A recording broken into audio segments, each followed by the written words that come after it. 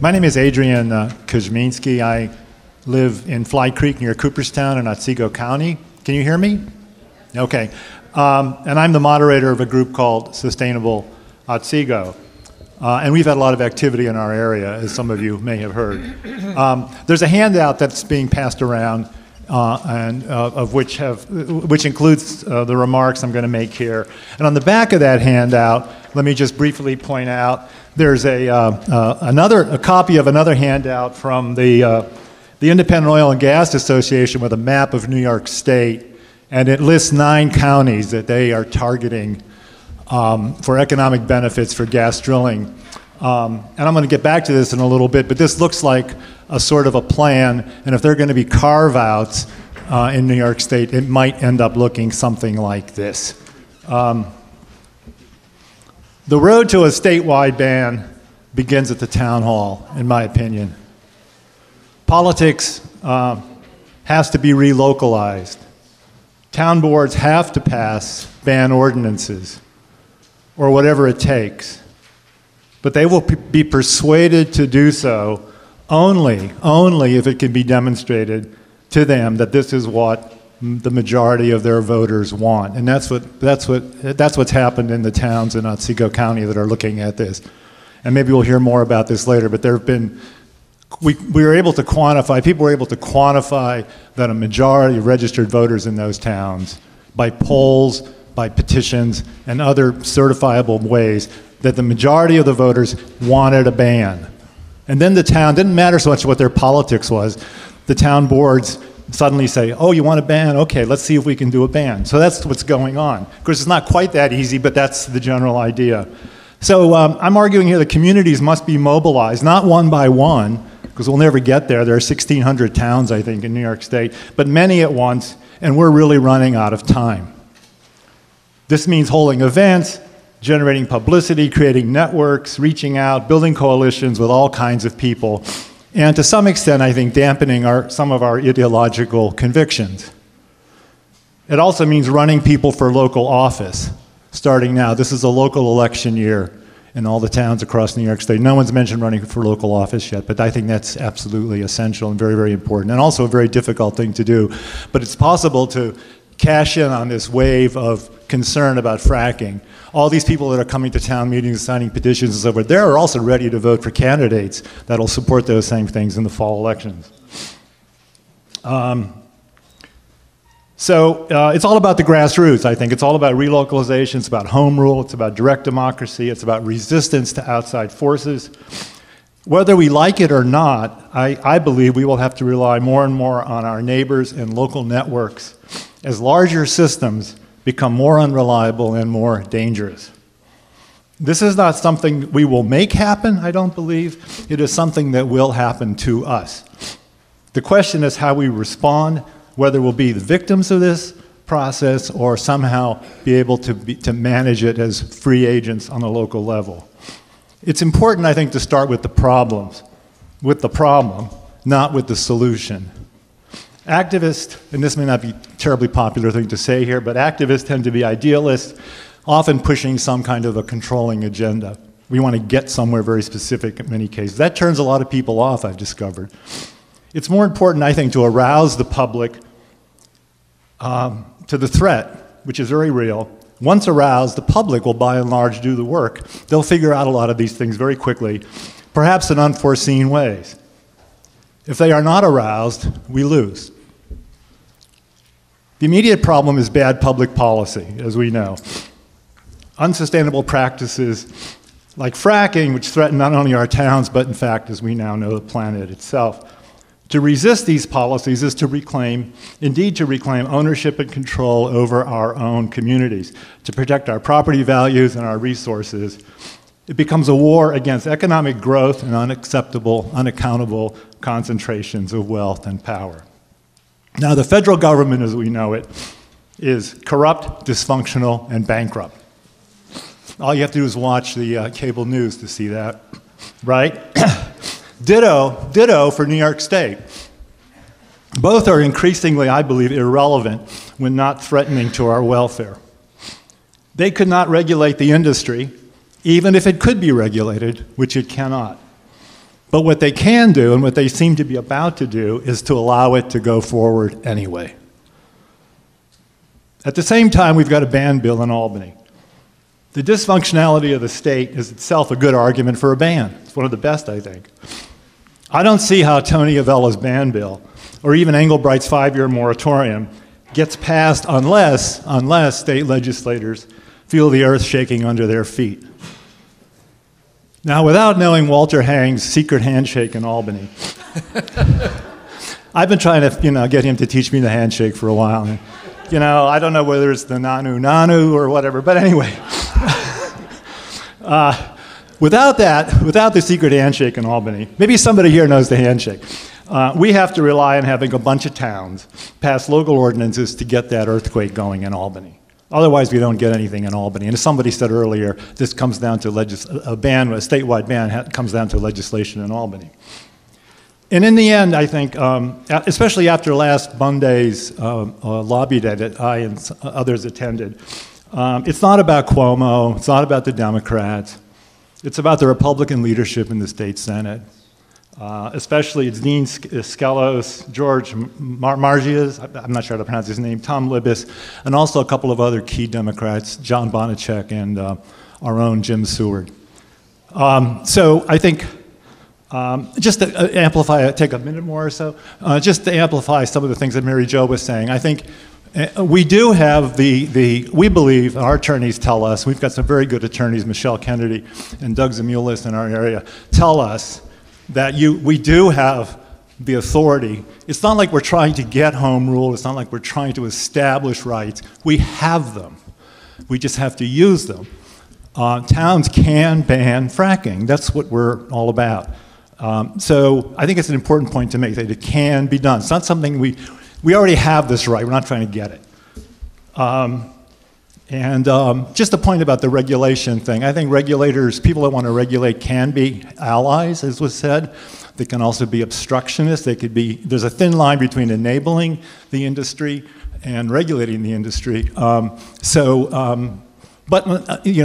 de facto ban that we've had for 3 years or so now has in fact made possible this huge wave of resistance, and that came from the regulatory people in a way. So I guess I think pushing on all fronts is very important. There are lots of ideas out there. I don't think it's a matter of choosing so much between them as it is a matter of really just getting people motivated. And there's nothing like having some soccer mom seeing some thumper trucks, down the road from their house, which is what happened in Middlefield, New York, to really get people upset. Seismic testing, they saw the drilling was actually not some theoretical thing that was going to happen someday, but it was happening that morning outside their house. At least the preliminary, and the preliminary actions towards it, and that really got people going. So I'll stop. Thank you.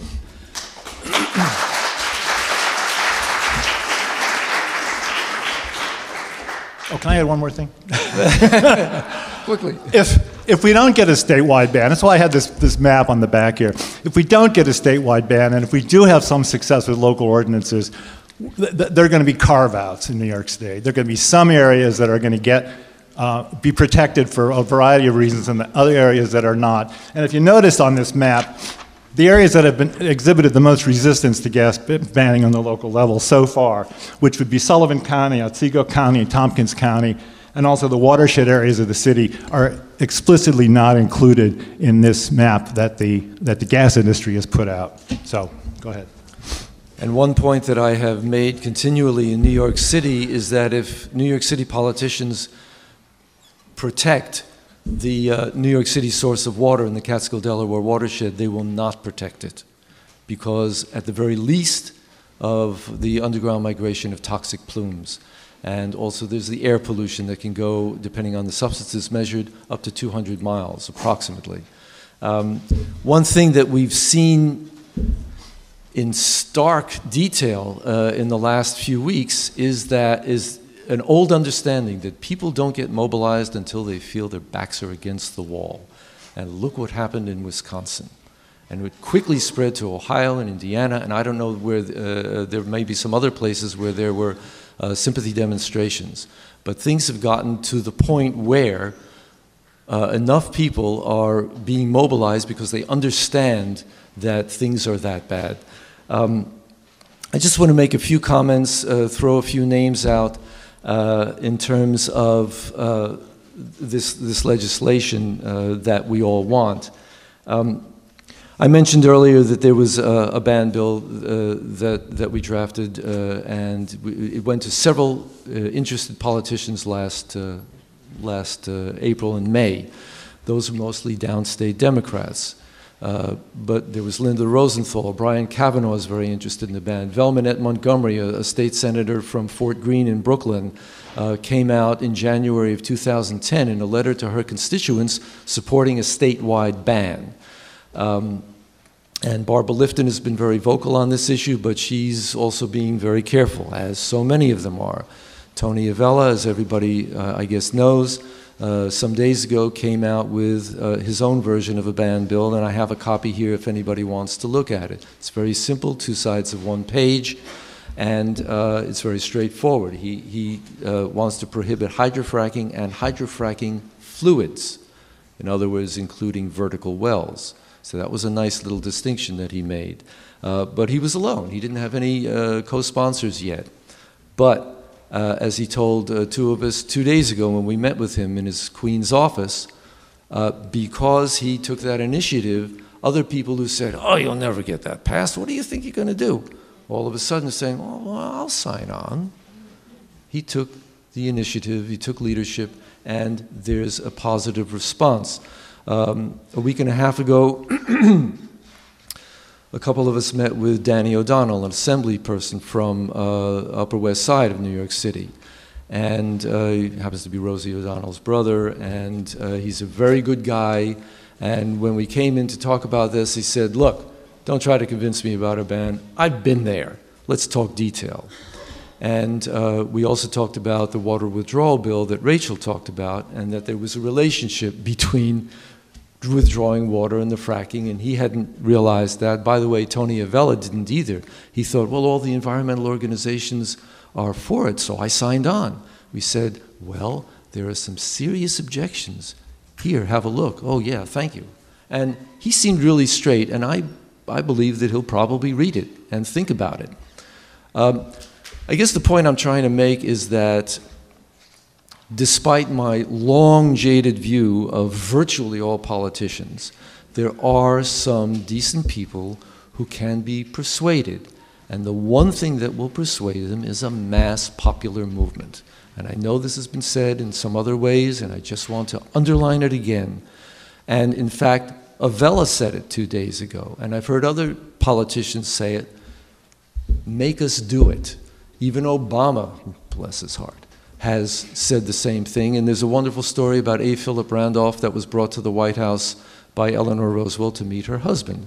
And they talked about things, and he said what he wanted to do, and Roosevelt told him, I agree with everything you say. You have to make me do it. That's us. That's the mass movement. So let me end there, and if we have any time for Q&A, do we, Joan? About 3 minutes. So does anybody want to say anything or ask anything? Yes, please. Hi, I just want to follow up on what Adrian said about voting, running for town boards. The other part of that puzzle is that second homeowners in New York State can vote and should vote where it counts, and that's usually where we live. So I would encourage people to go to, we set up a little website called votewhereitcounts.org, or you can go to the Catskill Citizens website and the same documents are there. People should register in your neighborhoods. Where we are in Sullivan County, 24% of our of our population, of our residents, are weekenders or second homeowners. Some of them are just summer people, and it's totally possible and legal for them to vote and register to vote, and they should vote.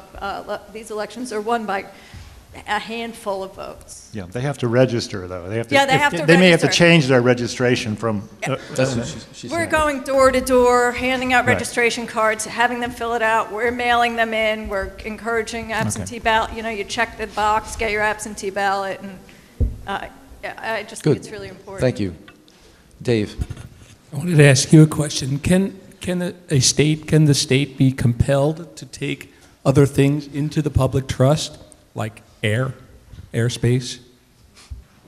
The courts have expanded the public trust doctrine to include wildlife. I think actually gas in itself could be argued to be within the public trust doctrine. So many forms of natural resources and air. Yes, that would be a natural analogy. And the forests are protected state parks. Wouldn't that give us more ammunition in the takings argument? Now that, you know, if we could say that even the air that they're going to pollute is part of the public trust? So I think that bringing private lawsuits, asserting public trust rights to a number of resources is an excellent idea. You know, we may find judges who are willing to establish good precedents. So it's a good strategy. You know, you have to research the precedents, how they will apply, but expanding the use of the public trust doctrine is an excellent idea, and that was promoted in the 70s by Joseph Sachs, who initiated a lot of good legal activism, and so that's definitely a good theory to explore and develop. One question I had was, aside from the drilling itself, there's actually quite a few other things that would be cause for concern, like the seismic testing and the pipelines that are coming through.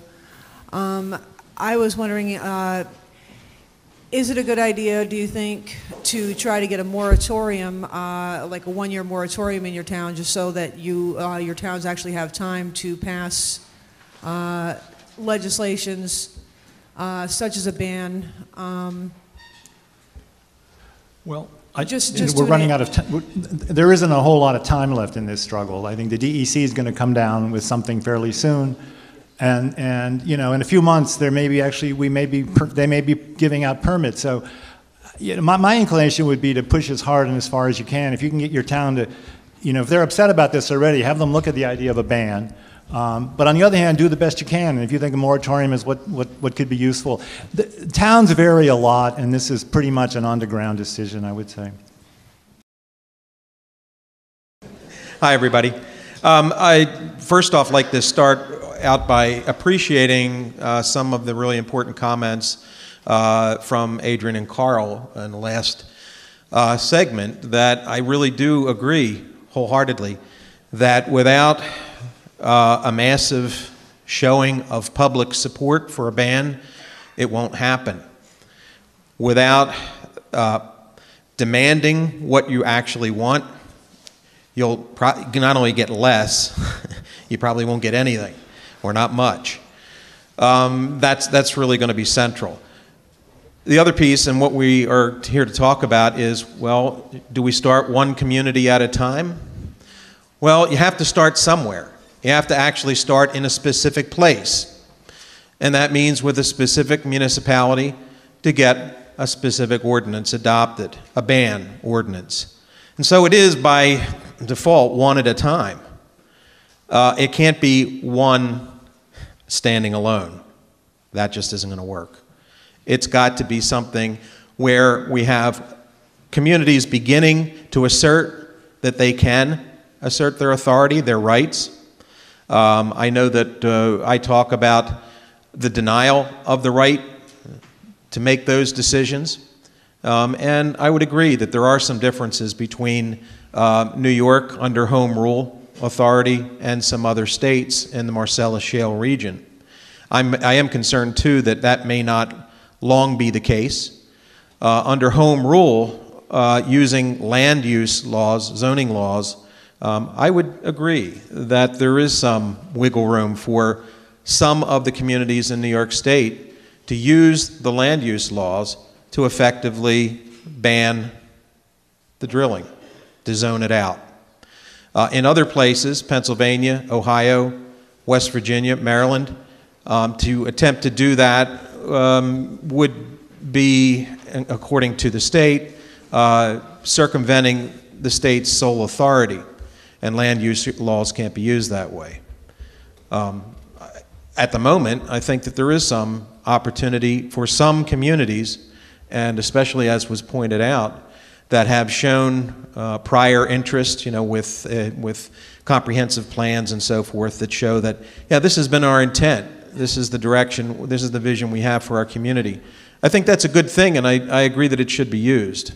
And so ordinances of that sort in New York communities attempting to sustain their rural character makes sense. I would suggest that on top of that, putting a factual ban in place based on rights also makes sense. Not just because I want to make sure everybody does it my way. It's not about that. It's about what kind of an argument do you have. Talk about being clear about your intent beyond a comprehensive plan, which is good. You know, that's the vision that a community has for its future. Putting that in place and using the existing land use laws for New York, that's fine. What about being real clear that we understand that this is also based on fundamental rights, and that should the land use laws, the zoning laws, be changed at the state level, which can be done, so that home rule authority does not allow you to effectively zone out the drilling. If that happens, and it does happen, it's the kind of change in law that we've seen time and time again, when an industry says this is where we're going, this is our vision, and municipalities that at the moment have the authority to enact laws to stop us, we're going to go to the legislature, use our authority there, our influence there, and put in place laws that limit or eliminate that local authority. I can't guarantee that's going to happen, but I've seen it happen over and over and over again on various issues. Gas drilling, as lucrative as it is for these industries, I wouldn't think would be left out of that historical process. But yeah, one at a time, not one, not a couple. We need to turn this into a building movement. It's got to get legs. It has to have momentum.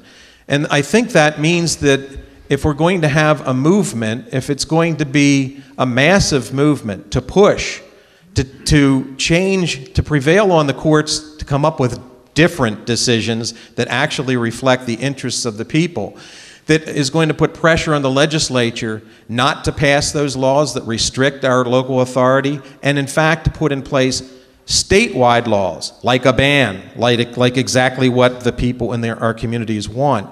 In order for that to happen, we're going to have to pull together. I agree, we have to work together. I don't necessarily think that means that we try everything and have a scattershot strategy, because it's not, well, let's take the example of the winners. Corporations don't do that. They have a pretty simple strategy. It's we're going to make as much money as we can, no matter what, and it doesn't matter what you say and what rights you seem to have or claim to have.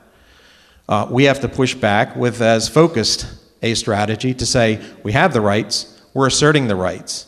You're going to have to come in and take them away from us.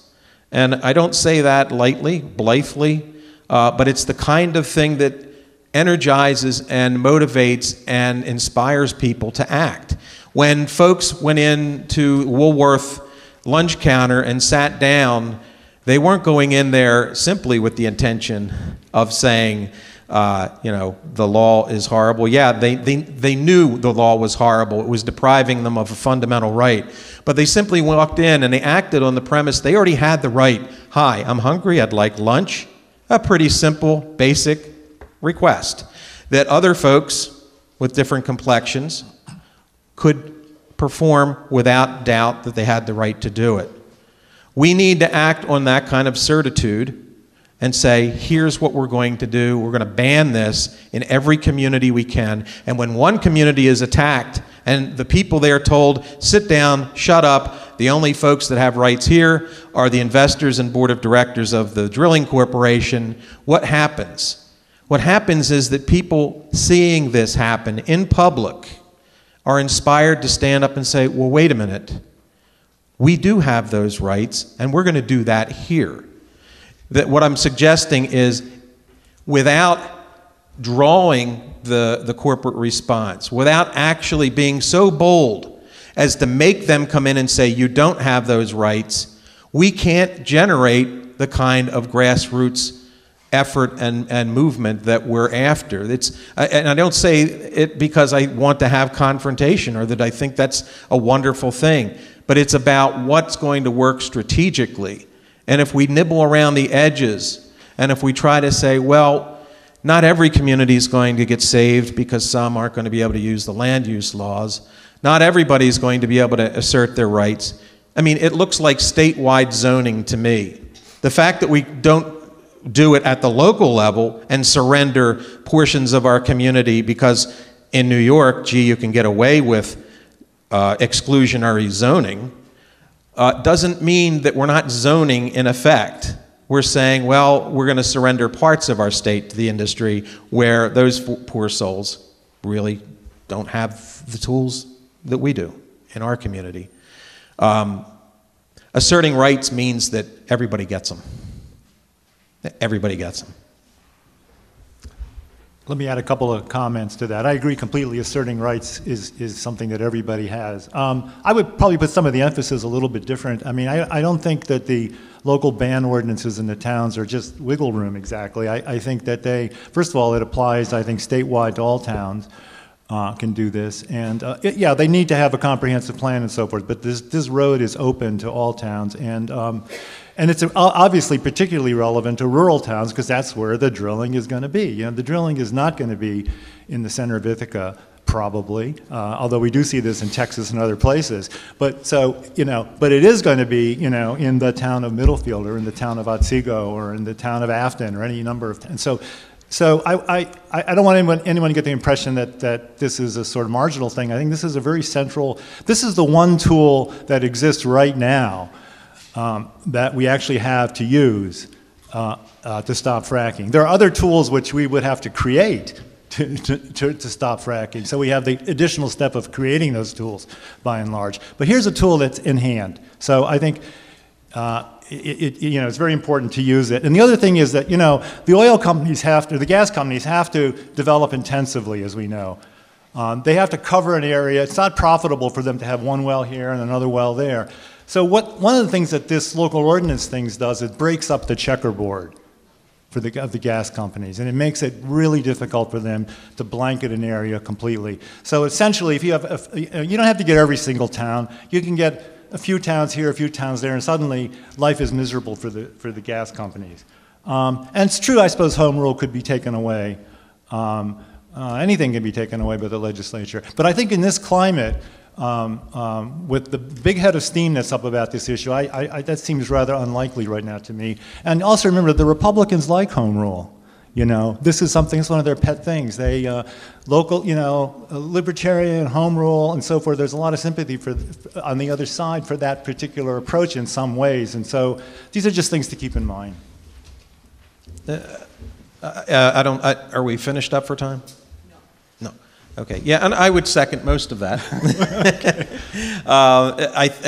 But the rights are, yeah, I would agree about establishing the rights. I don't think we differ on that at all. I think that but it is more than emphasis as I see it, and that is that there's a underlying message we send based on what strategy we use, and the underlying message. Yes, just to be clear, if you have a tool like your community can use the zoning powers and effectively eliminate drilling, then you should do it. I'm not saying don't. The question is that the direction to go statewide with every community? The problem I see is the subtext, which says that the state has eliminated our authority to say no to drilling through all of the other laws. The courts have found out that carve out in the zoning powers under home rule that says, well, you're not regulating the industry and saying, you know, here's the type of casings to use and the rest of it. You're not doing that, and you can't do that, and you can't do that. And what I'm saying is if there was actually a valuable sort of regulation, and I'm not saying there isn't such a thing, it would be in the hands of the people affected by the industry being regulated, and not something negotiated at the state level where they negotiate away parts of your rights, your right to self-determination in your community. The subtext I'm suggesting is, by saying we acknowledge that the law, all the rest of the laws that are on the books, well, they're valid. They've stripped us of our authority to deal with this industry in any other way but to, through land use laws, see if we can't squeeze it out. And we're looking for loopholes, and we're looking for, lucky breaks, and we're hoping that the legislature stays on our side and doesn't get talked out of it, but we're acknowledging that they have the authority and the right to get talked out of it and to surrender that last little loophole. I don't think the local ordinance is not a loophole. No, I don't think it is either. You don't. I don't think it is either. No, I agree. What's the loophole? The ordinance isn't the loophole, but the one last legal avenue for saying no to the drilling indirectly, not directly saying no. That's the loophole. Because if we actually had the rights we claim we have, there wouldn't be a loophole. We wouldn't be relying on that loophole. It would be very clear that we could simply say no to the drilling. And without asserting that, we are going to, in the end, surrender some communities that don't successfully establish that type of an ordinance. We could clearly have a very interesting debate here probably all afternoon. But we are saying the local ordinance laws, just to be clear, is saying no. And there's a certain irony, I think, in what if the state has sort of taken away all the other regulatory aspects of this and has left towns only with the option of saying no, well, by God, that's exactly what we want, isn't it? Just say no, as somebody once said. And as I say, you should do that. We're not differing. The message is, and the message we should send if we're going to inspire a movement and not simply inspire a few communities to use the tools, then in order to inspire the movement, that's the message. That's why the message is important and why it has to be precise and it has to be clear. And you don't inspire people over zoning. You inspire them over rights. I think that what that leaves us with feeling is that there's now there's a disconnect. What is the physicality? What is the practical nature of we've got a room full of people here. We don't have a television station. We can work at a town level. How do we mobilize a whole state? Well, the towns, once you get a couple of towns to actually do this. I was actually asking. Oh, okay. I'm okay to share the answer there, but and I think that we're on the same wavelength here, if I'm not mistaken, which is that it's about getting one community to say, we're going to be the first, and that's actually usually the hardest. Everybody else says, well, if somebody else does it, I might, right? Getting the first community to do it, and the second to say, well, they did it, we'll try it. It's about a snowballing effect. How do we get it to the state level? Because, frankly, I don't want to be going from municipality to municipality until the day I die. No. That's not a good strategy. We do need it to get to the state level. We need to get it to the federal level. We need it to be recognized that communities have a fundamental right to self-determination on these issues that impact their lives and everything about their community. Getting to that point means inspiring people. Sitting down at the lunch counter was never going to change Plessy versus Ferguson or separate but equal. It was never going to change it if it only happened at that one Woolworth's and nobody ever heard about it. As a kid growing up in Philadelphia during that time and looking at the news, black and white TV, it had an impact on me. I can only speak personally. Seeing what happens when people assert rights and then they're publicly denied those rights inspires other people to demand those rights and stand up for them. And that's, I think, how you get it to the state level. It was one lunch counter, and then maybe it's one town, but I think it's the same kind of dynamic. So it's a matter of getting publicity and getting the word out about what's actually happening, if it happens. We hope it'll happen soon. And risking saying, come and get us. Our rights we're asserting them. We're not going to surrender them. We're not going to take no for an answer. I'm asserting my right to ask a question. supposedly there's a bill that has to do with home rule that Bonasek is co-sponsoring that would strengthen the home rule law. Do you know, how much do you know about this? Well, I know a little bit about it, but probably people here know more. Jack, do you know about this bill? Are you going to? I can't speak to it right now, no. I have a vague recollection of reading about it. It's Barbara Lifton is, I believe. Introduced it, right? Yeah, and it's Barbara Lifton's it would bill. give municipalities the right to regulate oil and gas. It would change the law basically on that. It would keep the prohibition, right, it but would clarify, exactly. It would, clarify. because we do have it. We often have to be careful about what such legislation says, because sometimes it'll be, it will look like a reaffirmation of the right of local control to say where the drilling can happen. Well, if that becomes law, you just lost your ability to say no to drilling through the zoning, because you can say where it can happen, but not whether or not. If that's what the language is, you got to look at it closely. I agree with the statements in terms of this should be community-based right organizing. What I'm seeing on the ground out there, this is an incremental process of moving from ordinance to ban in these townships. I do, however, have much more faith in this process when you get one town to go to that point. It encourages a lot of bordering towns to take much more rapid action. So it's not, as Ben would, I think, as you presented it necessarily, Ben, that you're picking off one town at a time.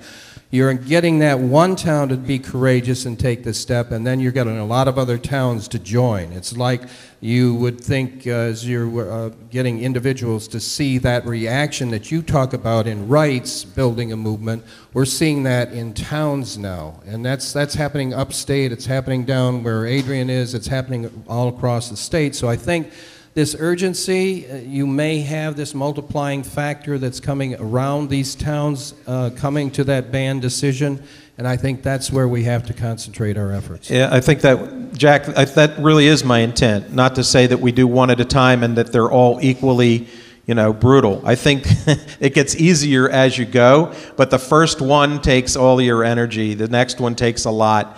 It gets, I would suggest it gets easier because it gets momentum, yeah. Sometimes the best defense is a good offense.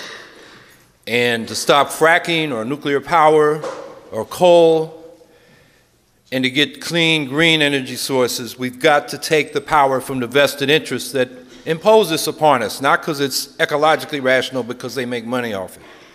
I'm talking about big energy corporations. We know that the people behind the fracking are investors from all over the world, from Europe to China, the biggest energy corporations. People down in Texas, or people on Wall Street are licking their chops. Listen to Mad Money, Jim Cramer, that crazy guy. Man, he wants to frack and make some money. And he speaks for a lot of very rich, powerful people. And then you've got the IOUs, we call them, the investor-owned utilities. They don't care what we burn, as long as we're burning our money to buy what they're selling. And that's the electricity and the gas. And then behind them are the generators. And for them, the more we consume, the more money they make. So they have no interest in efficiency. So I want to talk about public power systems as a way, one tool in our toolkit to get to a clean energy system and stop fracking. And the title, I don't know if we're working with this one now, but I think was put on there was, why Philly said no, or something, how they said no, why they could choose. Philadelphia has a public gas company called Philadelphia Gas Works. It's a city-owned gas utility. And on January 18th of this year, the Gas Commission, which governs the gas utility, is appointed by the City Council and the Mayor, approved a City Council report saying that they should not buy any gas produced out of the Marcellus Shale by hydrofracking until it could be proven safe, which means forever. And that followed on a resolution by the City Council in March 2010 where they said they supported a moratorium on hydrofracking until the EPA did their report in 2012. So you can see it went from City Council resolution, then they used their utility. So they have some power because they own their own gas company. So the central point is public power systems give us the democratic power to choose, whether it's no gas from fracking or on the positive side, because we got better alternatives than natural gas to build clean renewable power systems for gas and electricity. Democracy's no guarantee. I mean, we can talk about some of the public power systems that have invested in nuclear power and also how some of those systems, and I will talk about that, got out of it. But at least we got a fighting chance with a democratic system. So what is public power? It's basically the government owns the utility. Usually it's local government. It can be a municipality. In New York, they're villages like Scanning Atlas, Solvay, they're all over the state. There are 53 systems in the state. There are over 2,000 in the United States. Sometimes they're utility districts that are just carved out as a particular municipal government. Sometimes they're county. You got TVA, we have New York Power Authority, which has certain larger structures, but not the distribution of gas and electricity. And these 2,000 systems are basically a legacy of the fight of populists and socialists when gas and electricity were being set up as natural monopolies in cities. And there was a fight. So Cleveland got a public system. LA got a public system. Syracuse didn't. But Syracuse reserved the right to take it over anytime it wanted. Our mayor doesn't even know that because their mind is too close to the whole idea. But we've looked up the franchise from 1887. So that's a fight that has gone on for a long time. Now let me just talk a little bit about public power's record. Today, on average, is 13% cheaper than IOUs, investor-owned utilities.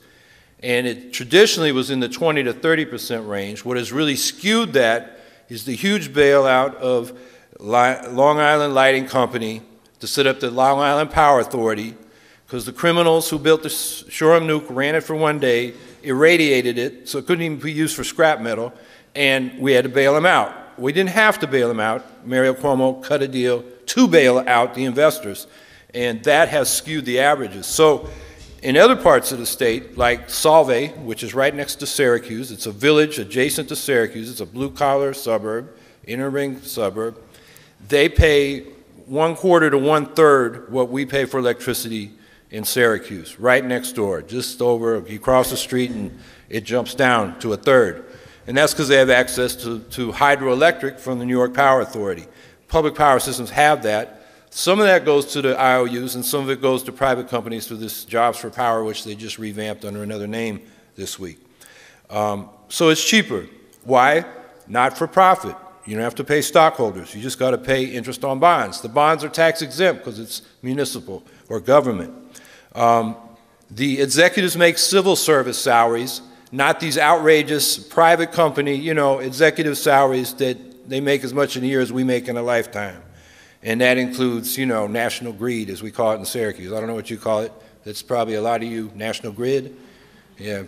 People just say, I got my greed bill today. And everybody knows what you're talking about.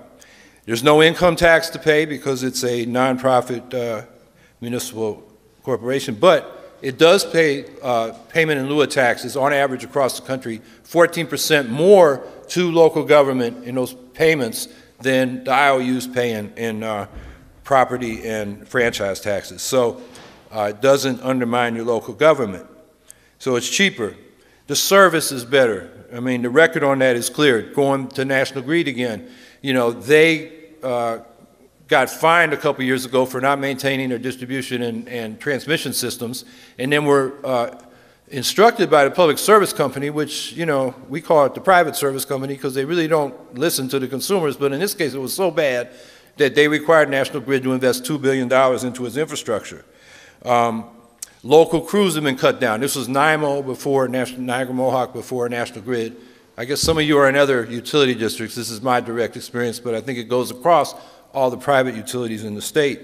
They've been cutting down on crews. I know from IBEW workers who are the linemen, they prefer, the union prefers to deal with municipals because, public power companies, because they give them a fair deal and they have an interest in maintaining high levels of service. If you remember that ice storm up in the North Country, I think it was the late 90s, there were people without power in the middle of winter for 6 weeks. And, whereas if you have a municipal crew, it's local, And whereas the big utilities, they try to reduce and then they run them around all over the country. I mean, people here are going down to Texas sometimes after storms like we've had this week. So the service is better. And then customer service. You don't get that impossible maze of dial, you know, you got 8 options, you get there, you got 8 more options, you know, you know, you're on there for an hour and then you finally get to where you're at and then you got to wait 20 minutes. Most of the public powers people, they got a desk, they got a phone, there's a real person at the end. You know, when I wanted to get John Montone, who runs the electric department of the Village of Salve, to come over to Syracuse, we're doing a teaching in a month, I call up the number, and the secretary says, hello, and I say, may I speak to John Montone? She says, who's speaking? Howie Hawkins? Hold on just a second, I'll see if he's in. And I get to talk to him. It's a real person. He runs the whole electric system in the village. So, you know, you get real service, and the thing is, we get real service because we control it, because we get to elect either the city council, which runs it as a department, or you can run it as an independent authority and have an independent board elected by the people like a school board, which for a city like Syracuse, which is about to get taken over by the banks, a control board situation like Buffalo's in because of the fiscal situation, we can finance public power because it'll be independent authority and it won't be up against the constitutional limit that the Syracuse are already up against in its finances. I don't know if your villages are as broke, or your towns or your cities are as broke as Syracuse, but that's an option you can do with an independent authority. And then, you know, I think from our point of view, the thing you can do with public power is go green. Efficiency and renewables pay off because you're operating at cost. You want to reduce your costs, so the least cost options are the incentives are built into a public power system to do that. So when you invest in efficiency, when the utility takes some of its revenues and helps people weatherize their homes, put solar collectors on the rooftops, retrofit them with ground source heat pumps, put wind generators up, and all those things, that's generation capacity for the community, and it's also efficiency. It all pays off, and they have no vested interest in maintaining the growing volume or consumption of electricity and gas that the investor-owned utilities and the big energy companies do. An example is the Sacramento Municipal Utility District, SMUD. They decided, the people, yeah, that's what they call it, SMUD, S-M-U-D. And they decided that the Rancho Seco nuke was costing more than they anticipated, and it was, you know, spewing radiation and creating a growing liability of nuclear waste. And so they voted in the early 80s to shut it down and convert to renewables and efficiency. And they did it, and it's been financially viable, and they just decided to decommission this plant, you know, 20, 30 years before while it was still licensed to operate. And that's because the people decided nuclear was a bad choice, and they decided not to do that. Another example, this is a co-op that got invested in the Seabrook nuclear power plant in New Hampshire in the rural part. You know, the rural co-ops were set up by Roosevelt administration because the investor-owned utilities didn't want to string line through all these farmhouses. It was more capital invested for the money you could make, so they just ignored the rural areas. So the rural areas, a lot of them are set up as co-ops, and the co-op got conned into, you know, investing in Seabrook, and then the membership had to take control of their co-op. I mean, they had been so complacent getting good service for so long that a little clique of engineers had basically taken it over. They had to fight to do it, but because they had the rights in their bylaws, they were able to do it and get out of that investment in Seabrook. So, let me just talk a little bit about the movement for public power in New York.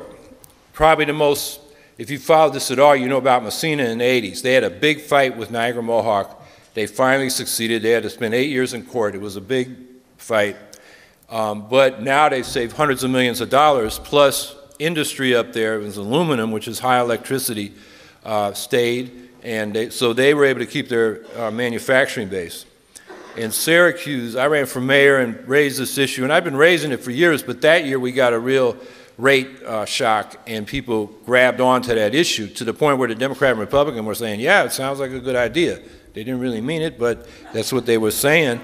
We got the city council, after a 2-year struggle, to vote appropriation of funds for feasibility study. We had a retired NIMO engineer do a pre-feasibility study that gave us a good indication we would save about 1/3 cost on our electricity by doing our own generation.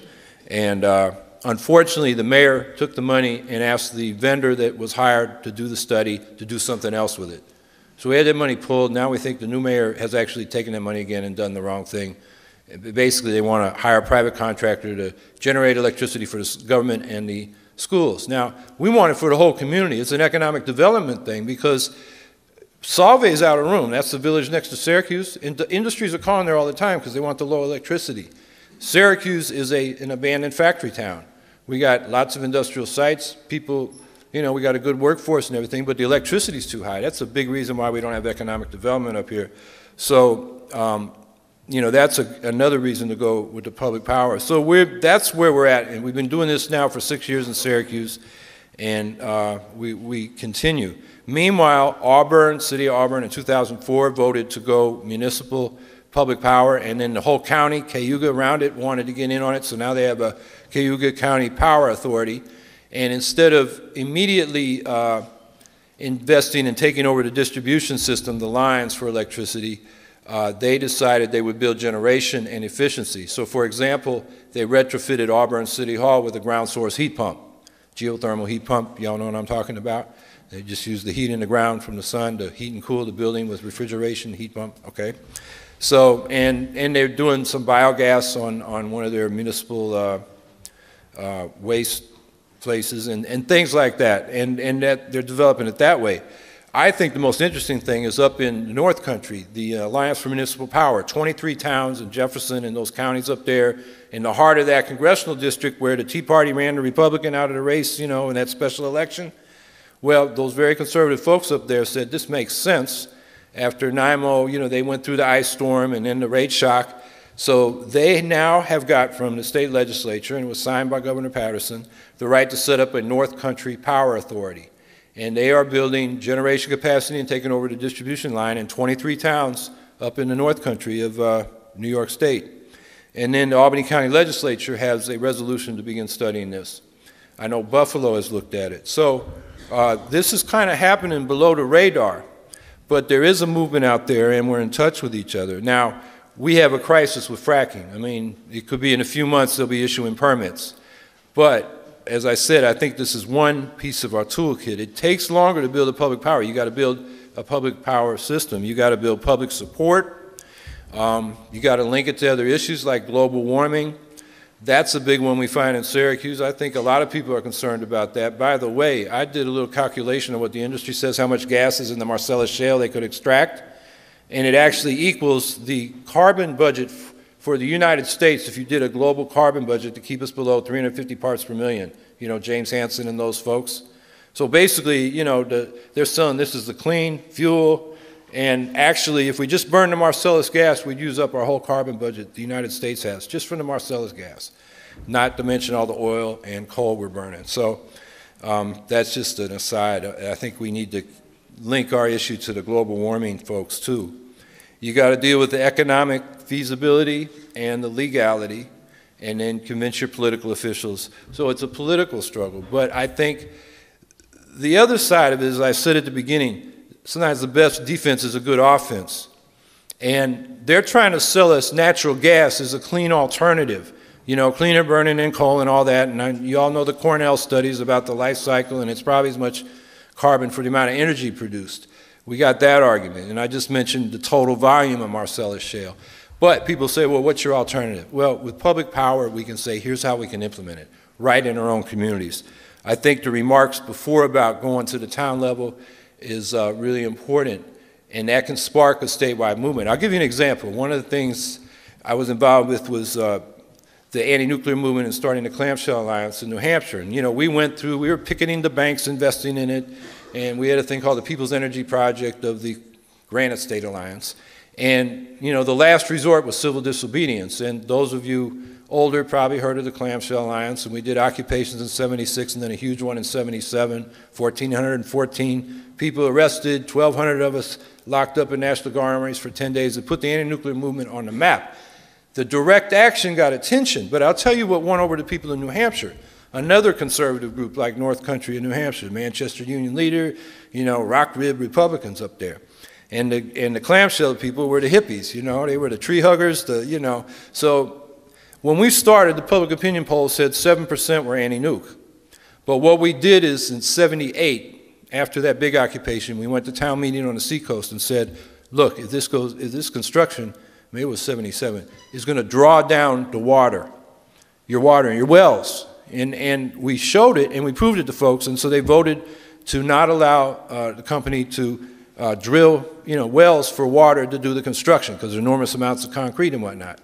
And then we said, wow, that was good. We got about 25 towns on the seacoast. So the next year, construction works in progress was the issue. That's where they get paid for the nuke before it even, we know it works. It actually gets through, back then you had a construction permit, then an operating permit. So they might build it and we'd have paid for it and then we'd never get any electricity. So we took that to these, fiscally tight Republicans and they said, hell no. And there's about 350 towns, and my mouth drooled when I heard Adrian say 1,600 towns in New York. Now the difference in New Hampshire was you got town meeting. You have everybody get together and they vote on the budget and any resolutions you bring up. 15 people in New Hampshire sign a petition and it's automatically on the agenda for town meeting. And if it takes more than one day, they'll just go through the agenda items. So we took it to town meeting and the hippies convinced the Republicans to vote against QUIP, Construction Works in Progress, in about 275 of the 350 towns. We couldn't cover every town, but we got a lot of them. And the next year, the Democrat that was elected, Hugh Gallen, supported legislation and we stopped QUIP, which really hurt the financing of Seabrook. But that's an example where different tactics played off each other. The direct action got attention, people were talking about it, and then we took it to town meeting, and people got down to the real nuts and bolts of how costly this nuke was. And the public opinion went from 7% opposed to 70% opposed in 2 years. So that's what can happen. And so public power is something that whatever level of fracking they get, I think carve-outs are a possibility. I've heard they're going to the Skaneateles, Syracuse Lake, and the New York Catskill area, because there's opposition there from politicians in those communities and their cities may be exempted, but then they'll start drilling in where you've got more conflict between landowners and people that oppose it. So I think that, well, I lost my point. I got 5 minutes left. I want to get to questions and answers. Well, anyway, the last thing I'll say is if you want more, I was talking about public power and how it fits into the whole strategy. So if we have different levels of fracking, this is going to be an ongoing struggle even if they start permitting. And I think public power gives a way to say, we want the power to determine our own energy future and we want it to be green.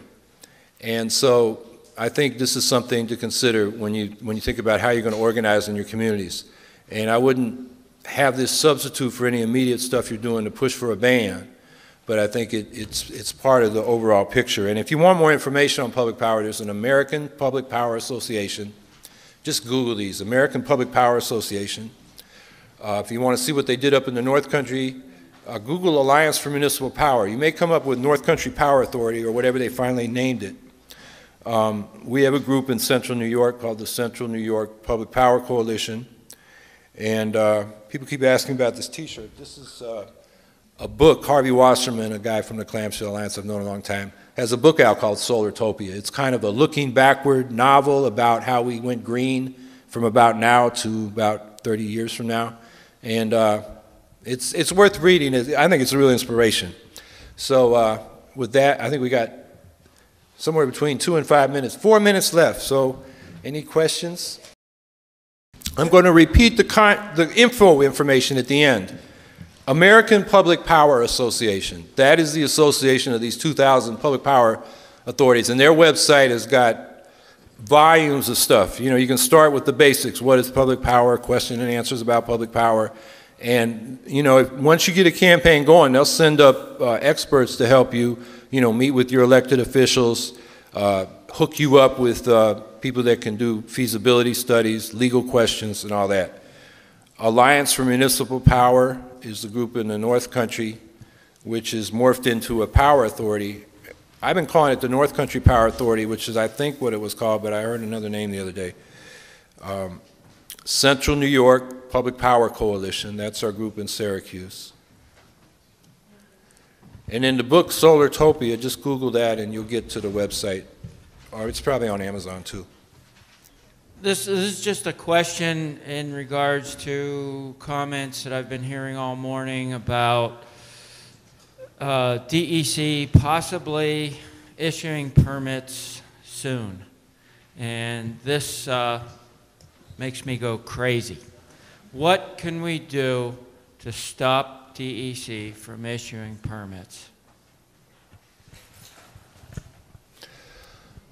Well, I think we need a combination of tactics. I think we got to support the ban bill. People want to do civil disobedience. I think that helps get attention, mass demonstrations, and the positive alternatives, which I think you can put into a public power campaign. I think we really got to attack. I mean, we got to attack on all fronts. And I think later in the conference we're going to talk about that.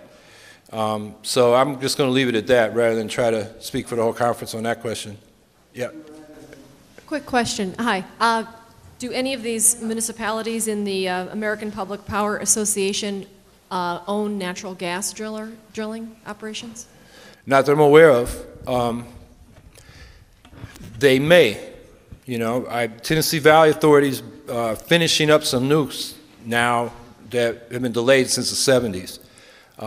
That's a case where, and we have this true with New York Power Authority, it's a bureaucratic, state bureaucracy. I mean, the head of NYPA is usually a political appointee that the governor makes, and some of them really don't know what they're doing. Some of them are pretty good. We had S. David Freeman, who was very good.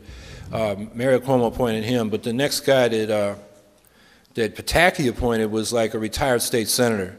So they really had to keep the guy who had been there before underneath him just to keep the system, the agency running.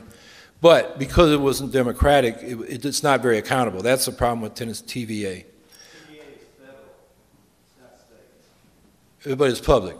That's what I'm saying. Could you say something about green jobs in relation to all of this? Because the biggest thing that we're getting beaten over the head with, I think, in terms of dealing with a lot of legislators and media as well, is the offers that these energy monopolies are making to employ all these people in upstate New York. Yeah, I didn't bring statistics with me, but the jobs you're going to get from hydrofracking, a lot of these guys they go with the rigs all over the country. And then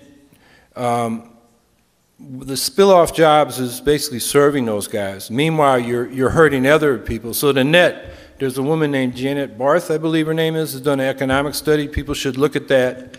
Google her name with, hydrofracking or something like that and find that, because she's done a pretty extensive study on that.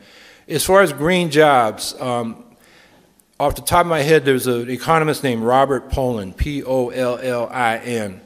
And he's with a group out of UMass Amherst, Perry, Political Economy Research Institute, I think.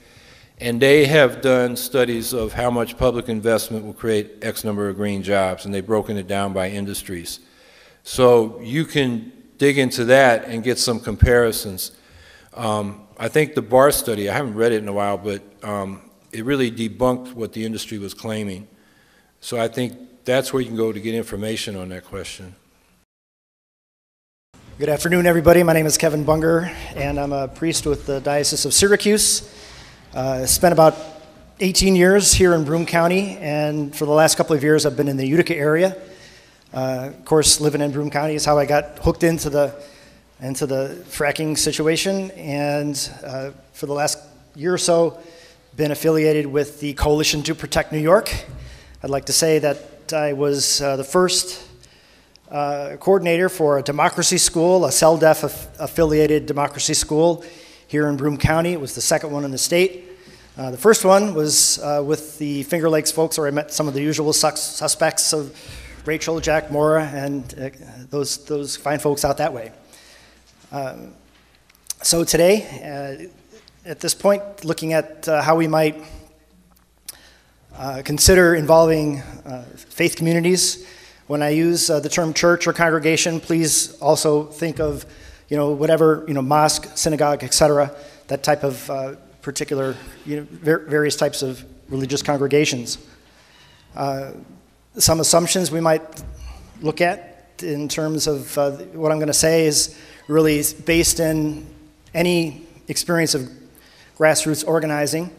The same principles apply. Two of the books that I'd like to give a little plug for, the books you may have seen before, Tools for Radical Democracy and Every Man's Prince. You may not have heard of that one. That was back in the 70s. It's interesting because it looks at a kind of political accounting system.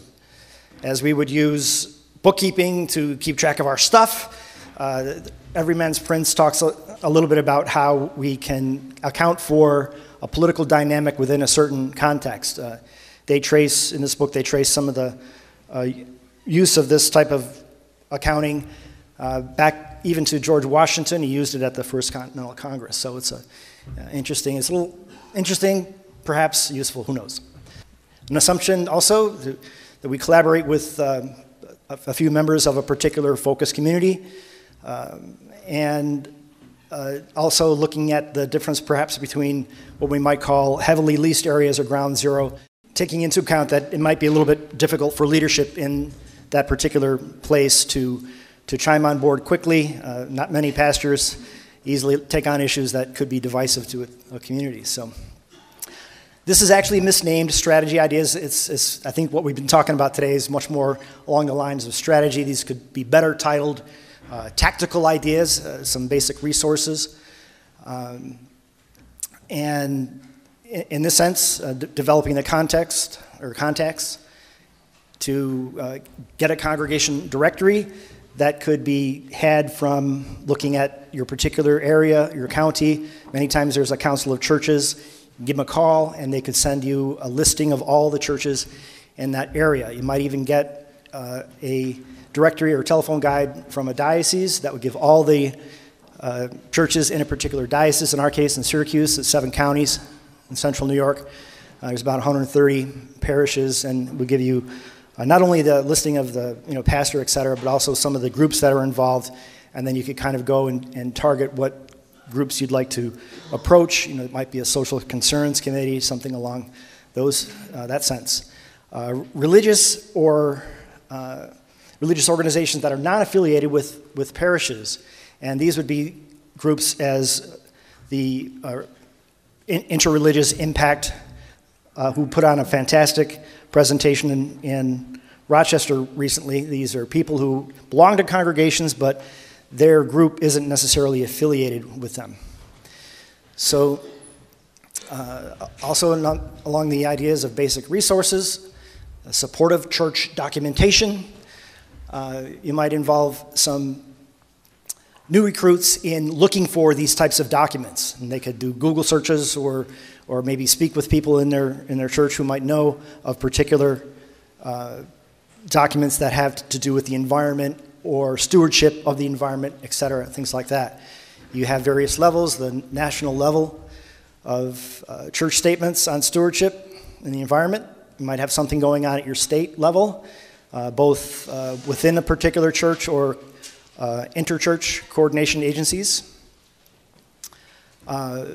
Multiple county, again, these are diocesan documents. I would particularly note that the Episcopalian Church in this area in Syracuse has an excellent document warning about the dangers of fracking. Our diocese, the Syracuse Diocese, the Catholic Diocese of Syracuse, has put a moratorium on any drilling on church land, but it's not as powerful a statement as the Episcopalians because it really doesn't come out and warn of the dangers. They're just, in a sense, the same kind of mode as the state. Let's have a moratorium, but they're not saying much more. Again, religious but non-denominational groups at various levels. These are what I kind of alluded to before, the Religious Impact Group, Religion Labor Coalition, things like that. So you can look at areas of focus when you're approaching a particular community or group of communities, religious communities. You can think about either in terms of a town or village or rural area, scoping your work, And this scoping could be, again, a single parish or congregation or multiple congregations within a certain area, a rural area, town, etc. Then you discover who potential leaders might be, especially, again, as I mentioned, Social Concerns Committee. Many churches have them. And if you want to take a multiple approach, then find out which congregations do things together, how they coordinate, like with a local food pantry. There might be as many as a dozen churches that work on a single food pantry. So that's then you have your kind of network built in. And then once you make a contact with a person of that network, then you have inroads perhaps into the whole group of churches. Ideally, you find the actual people who do the facilitating of that interchurch networking. So discerning some of the situations relative to leasing, I think this is an important consideration, and it's the idea of you have to take perhaps a different approach in an area that's heavily leased as opposed to an area that may not be so. And going directly to the pastor or church leadership in order to get things going in that place will not necessarily work. Better to build a small group of people in that particular area who could then, as a group, go to some of the church leadership. Might consider an open forum, both for and against fracking. Now, that might seem a hard pill to swallow, because who wants to put work into a situation where you're going to actually give a platform to the other side who already spends millions of dollars and getting their message out? But this would give perhaps the church leadership some cover, that at least if they have a community where there are people who are both for and against the issue, that a forum that has both these things could give them a certain amount of cover for getting at least some aspect of the message out. And this would produce perhaps a list of people that you could then go to and rely on. You got the snowball effect that, once you get a few people involved, moving from place to place, and to get your team going. However, if the leadership can be convinced that the other side is spending a lot of money already and getting their attention, then you could, of course, go into a more direct anti-fracking promotion in a particular locality. Again, varies from place to place. You might find some church workers, some church leaders that would indeed be willing to go more directly to an anti-fracking message, and then you have an advantage. And the non-leased areas, so not to forget them at all. In an area that hasn't been heavily affected by leasing, and given that fracking is becoming much more of an issue in our state, we might consider going directly to an anti-fracking presentation with when that core group of people can be found. And I'd like to say, let's not forget the North Country, other areas of our state where this isn't a vibrant issue yet, but they may be brought on board under the banner of solidarity. We know our southern neighbors are in this, in a sense, life and death struggle, so let's organize with them. I recently had a talk with the lawyer for the Adirondack Mountain Club, and as you may know, it's a group that is into the mitigation mode. We know it's coming, but maybe we can make it a little bit less worse, and this type of thing. And I asked them, well, would you consider a ban? And they go, well, no, probably not. I said, well, would you consider a ban if there was a evident grassroots movement that was, talking about a ban? And the lawyer said, yeah, we'd consider that. And so here's a group with 30,000 members in New York State, and if their chapters, which supposedly, kind of what happens in the chapters filters up to the boards and leadership at Adirondack Mountain Club, if they started getting pressure from their chapters on, yeah, we want to start talking about a ban, then who knows, maybe it could happen, and that would be a tremendous ally in New York State to get the Adirondack Mountain Club going for a ban. So, if we're talking about a particular planning. This is a little bit with the idea that building on the forums that have been happening. Maybe some of people have already considered this, but it really is a way of parlaying the work of Wilton and other people who have done these video renditions of these types of talks. You don't necessarily have to have a live panel to do the presentations. You could have a forum that has the video presentation of these same excellent presentations in Graphia, etc. And we have a template. CPNY has a template for the forums. And we can show people what they're up against. I don't know if you folks have seen this field guide. I have some copies of that which I can make available. And it shows how the field agents can engage potential leasers, and it's an amazing thing. Some people think it's so amazing that it may be a plant, but it fits their MO pretty good. So it might be something that we could use. So this is our CPNY model with a little caveat here and there. Once you do get people involved, try to get them actually doing things, and this is committee type structure. Have them look at analyzing the national, state, regional, and local efforts. Looking into strategy. I call it Sitzenleben. That's not a mitigating acne or Zen in the motorcycle racing, but I like the term because it talks about the situation in life. What is our situation in life? And that's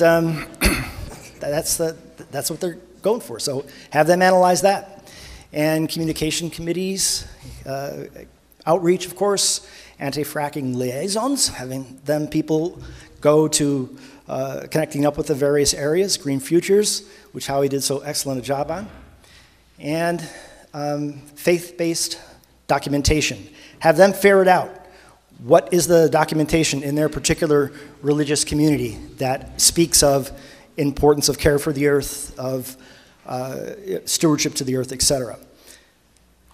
So I'd like to conclude with this idea of broaden and percolate.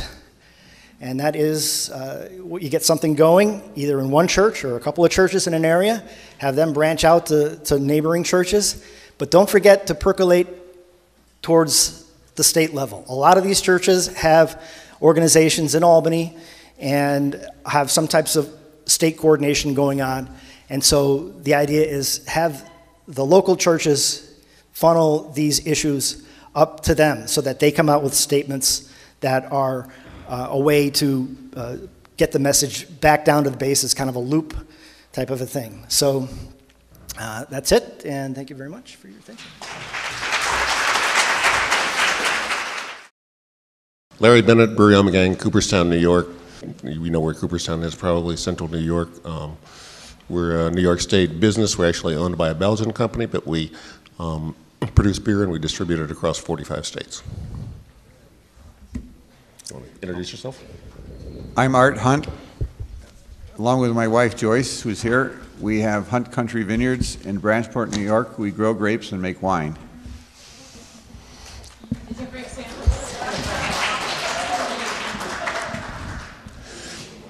I hope that was for both of us, not just for wine.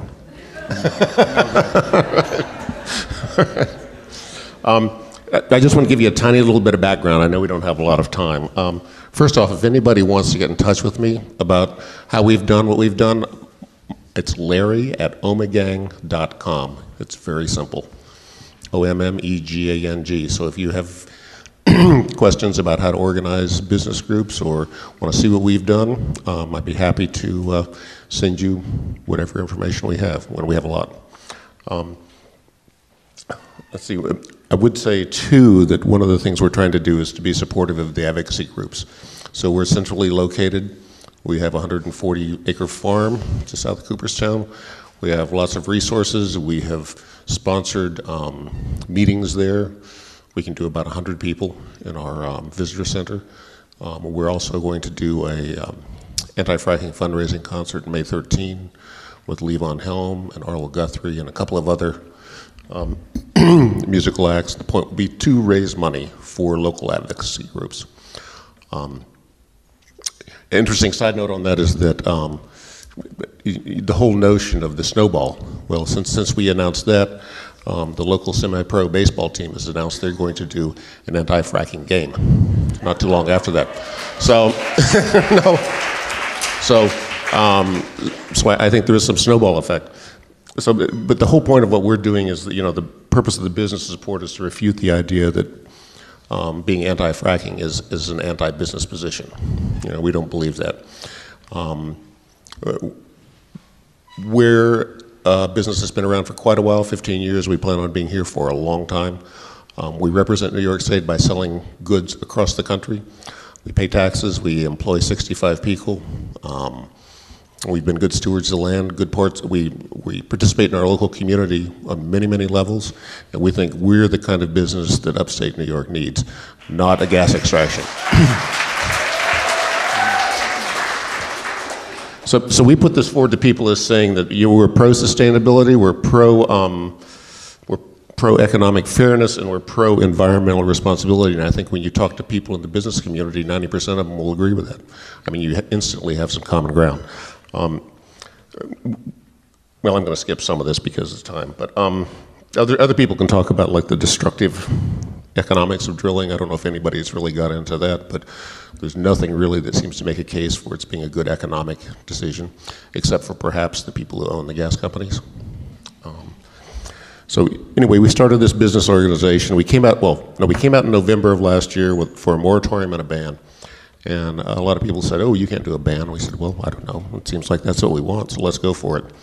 And we have had several hundred businesses sign up in support of us. It doesn't cost them anything to sign up. We don't have a legal business coalition entity. It's an informal group. That makes it very hard to sue.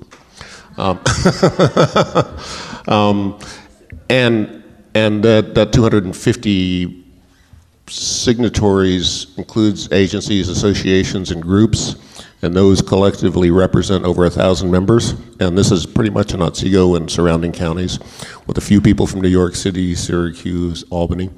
So we've had a huge response. People have really hooked up with us. And to be honest with you, I'm so busy with everything that's going on, I don't have a lot of time to pursue people. So they really come to me, and I try to keep track of them and see what we can all do together. So my thought is about, how if you want to build a business group to support you, make it an informal group, and find your natural allies. For example, we started off with basically water. I mean, that's our issue. Beer is 90% water to 95% water. If the water is messed up, that's it, it's over. So that's where we started. But there are lots of other interested parties. The medical community is almost always interested because of health issues. Let's see, the Statewide Medical Association has been supporting us on that. There are other obvious ones like progressive farm and ag organizations. The obvious ones, which would be organic farms, but it's more than that. It's grass-fed producers, it's cheese producers, it's other breweries in the state. There's 65 in the state. There are wineries. I don't know how many wineries there are. There must be over 300. Yeah, I mean, these are all natural allies, and they're natural allies too in the sense that almost all of these places are tourist destinations, and if you even get the hint of a taint of your product, not only will you have a hard time selling it, nobody's going to want to come see you, nobody's going to drive through gas wells, nobody's going to want to do any of that. So we also encourage like cider mills, yogurt makers. There are some distilleries. There's some soft drink makers in upstate New York that we've tried to reach out to. I mean, other natural allies are also restaurants and local food users. So you have restaurants who feature local food, you have farmers markets, you have CSAs, you have food co-ops, you have local and seasonal food stores like Lucky Dog in Walton, if anybody knows that. Tourism is the other big thing. Of course, Central New York depends a lot on tourism. And personally, I don't love the tourism business because it's seasonal employment, and a lot of it is relatively low wage, but it's what we have now as we build other things. So, you know, we try to make the most of it. But obviously, if you're going to drive past 4 hours of gas rigs coming to Cooperstown from New York or Boston, or actually people as far away as Ohio, I mean, it's no incentive to come as a tourism. And to the best of my knowledge, there's not been a market for gas drilling, travel and tourism. It's best I know. Other ones are local B&Bs, inns, hotels, motels, guest houses, all kinds of lodging providers, because they are so heavily dependent on travel and tourism, especially in our part of the world. Also chambers of commerces, they're tough nuts, but when they're, like the Cooperstown Chamber came out in support, and they're driven by the lodging industry, and those people all see what could happen. So we also have a Chamber of Commerce for all of Otsego County, which is much harder, and we're working on it. Other things would obviously be outdoor related businesses, you know, boat, canoe, raft rentals, fishing guides, maybe not so much hunting, but fishing seems to be a big, for the obvious reason. We've also discovered a lot of support among artists, teaching arts, arts organizations, galleries, everything from individual artists living on plots of land to associations or artist groups. So all these people are natural allies. You know, they're usually progressive and open-minded and community-minded. Also, museums and historic associations, they do this too. I mean, they tend to be community-minded, and we'll listen to it. Some of them may have some problems about being public because of grants and things like they get that they don't want to jeopardize. But still, some of them will do it. And an interesting, the seasonal businesses thing is interesting too in our neck of the woods, because there are local baseball teams, local baseball parks, and these people are coming out and starting to support us. There's even like the scenic railroads and those kinds of things, all for the same reason. They're looking at travel and tourism. And then one of the last things I would say is real estate agencies, because we've had several of them sign up with us now because they're seeing declining property values. I mean, they see it instantly. Even the threat of it has driven down property values. So those are some of the things. Trying to think what else to talk about. With media organizations, we have at least 2 local newspapers who are on our side. These are not papers owned by Gannett or somebody like that. These are individual newspapers owned by individuals who can take a position and not worry about the corporate office squashing them. So those people have been very good to us. They've even given us free advertising space. So what I think your business allies can do is they can open the doors to bigger businesses and to political allies. We've discovered that we came out, one of the first businesses in our part of the world, and we were wondering, where is the Clark Foundation? If you don't know the Clark Foundation, they have more money than God, and they own Cooperstown and the Baseball Hall of Fame, and they own the Otasaga and the Leatherstocking Corporation. I mean, they own stuff everywhere. They have 2 big foundations. They're notoriously conservative, but they are stewards of the land and community. They've tried to take care of it. And we came out in November, and they just came out, and then we encouraged the Chamber of Commerce to come out, and they did. And then the Leatherstocking Foundation, the Leatherstocking Corporation, and the Clark Foundation both came out, which includes Bassett Healthcare, which covers 7 counties, and it's the biggest employer in many of these areas. And we think we cracked the door open for them a little bit, because we didn't know what was going to happen. You know, how many people would be really angry at us. We've gotten a few from the usual people who hate any kind of, alcohol, but I have to say that honestly, it's been 200 to 1 in favor of what we've done, easily. No, it's amazing. So, I mean, we were prepared, we're a small company, so we all have many jobs. One of the things I do is press relations, and I was all prepared with, all the polite refutations and all of those things, and I haven't had to use them for the most part. What else? We've discovered it does help politically, because, we're an economic entity with serious, we contribute seriously to our county. We brought in over $22 million into that county last year in income. So, you know, when we say that to politicians, they, you know, they listen. I mean, that money is recirculated through the community. So how you do this, I would say, is you find one good business partner or friend out there, somebody who has time and resources to work with you, and just have them lead this, and you know, have somebody who's willing to commit some time. I spent most of September and October last year. This is all I did, was did homework on this and went to meetings and listened to people talk and read stuff. And I was so sick of hydrofracking I could scream. And now I probably spend about a day a week on it, plus weekend events like this all the time.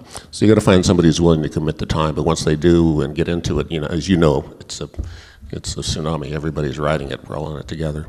So that's pretty much my story. I think business can be a big contributor to this, despite what so many people on the other side say that you know, that to be for fracking is to be for business. We don't agree.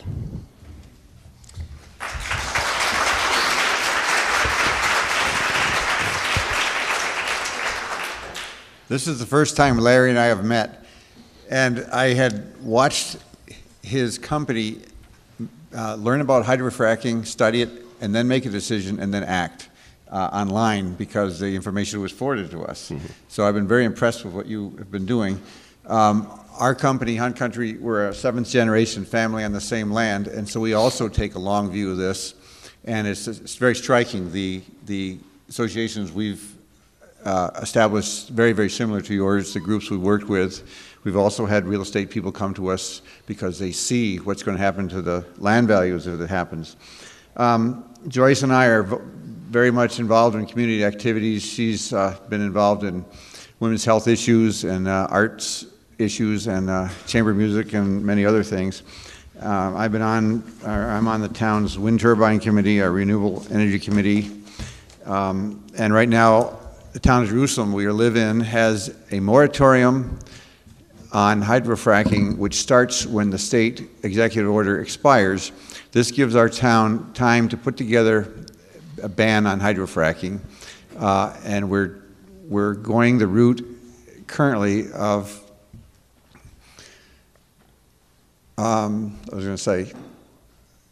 exempting high-impact industrial work from our towns with our town zoning law. We have a comprehensive plan which promotes open space, tourism, and agriculture. It has no place in it for heavy industry. So we're going to go that route, and we hope. I'm a member of the Cuca Lake Association, and up until last year I was a director of the organization, and I was on the newly formed at the time hydrofracking and injection well committee. And each town around the lake, and there are 11 of them, have directors. And so we are having each director lead the effort in each township to get a moratorium first, and then hopefully to take our model legislation and copy it in each of the towns, and then hopefully take it to the state level or to the county level as well. We got involved with this about a year ago, last December, when it was discovered that there's going to be Chesapeake was going to put an injection well right next to Cuca Lake and put hundreds of millions of gallons of spent fracking fluid, produced water, and blowback water, and with our geology, it would almost certainly have ended up in the lake, according to the geologists that testified, and it produced an enormous emotion in the people that lived around the lake. We had a meeting about it in a firehouse that held 286 people, and over 500 people showed up, and nobody dared turn them away. And a week later, the Chesapeake quietly withdrew their application. Ben Price I was all excited to go to tell everybody about this Sierra Club Atlanta chapter article in the spring issue, where the David and Helen Slotchie, who are attorneys from Ithaca, have shown us precedent where both at federal and state level, the town does have a right to regulate through land use laws and heavy industry to not only ban that heavy industry, but to also protect the health, welfare, and rights of the other citizens and to promote the interests of the town in general. Now, what was it? Ben Price was telling me earlier, it's not quite that simple. But we are kind of thinking that if we get every town around the lake to do this, and in other areas as well, the state is going to have to take a second look at this. So we think that it's, again, we can't promise success, but we think that's the way to do it. And as you say, we can't do one town after the other. We have to do many towns at once following this similar pattern. One of the things I testified at this first hearing on the injection well, we realized there's some things in life you have to take a stand on, and this was one thing we had to draw a line in the soil. And it's obvious to us that tourism is a very fickle business. They come to our region because it's beautiful, the air is clean, the lakes are blue, the grapes are purple, they smell wonderfully, the wine is great, and it's a nice thing to do. But there are many, many wineries, about 300, over 150 within an hour of us, and if there are hydrofracking occurring on our side of the lake, of course the roads are quickly ruined. They would abandon our side of the lake because there are hundreds of other wineries to go to, and if we lost even a third of our tourism, we would probably be out of business, and I think we'd lose a vast majority of it. But not only would we be out of business and the wineries in our areas, but all the other tourism businesses that depend on us. And if they frack intensively, our county has the largest number of, largest percentage of organically grown acreage of any county in the state, and growing rapidly. And any hint of fumes or poison water or poison land would eliminate their profitability. They would probably all go out of business, not only them, but most of the conventional farmers as well, because that's a problem. The other thing is, I have also read a number of books about the coming water crisis around the country and around the world, and statistically only 2.5% of all the water in the world is fresh water. And of that, the vast majority has been poisoned by human pollution, chemical, industrial pollution, and agricultural chemical pollution. And there's precious little clean water left, and we happen to be living in the middle of the most of it, right here in the Northeast. It's a wonderful asset, and it's irreplaceable, and we can't live without it, period. And as the water runs out in the West, where the majority of the grain is grown in irrigated fashion in this country, and the majority of the vegetables on the west side of the Rockies are grown, that production is going to have to be made up somewhere else. And there's not a better place than in the Finger Lakes, which used to be the breadbasket for the Northeast and is certain to be again. And we really can't afford to lose any more prime farm acreage to development or to hydrofracking. When they hydrofrack a farm, that farm becomes an industrial zone. And even if they were to develop a way to frack using LP gas instead of water, and they don't end up with millions of gallons of produced water, the fact that they've industrialized your farm with pipelines and roads and compressor stations and filtration stations, and it's even when they leave in 10 or 15 years, you're going to be left with a ruined industrial zone, not a farm that you can grow things on. So this will definitely impact us, even if they can somehow guarantee that they don't harm anything. I will leave it there. We'll talk more about some of the things I'd like to point out when we go about this in the next session, in the latter session when we talk about techniques. This time I'll introduce myself. I'm Mike Bernhard. And I'm just here to make a pitch. It should only take 5 minutes. I think that all of us have been reaching out to the general public for a long time. And gradually...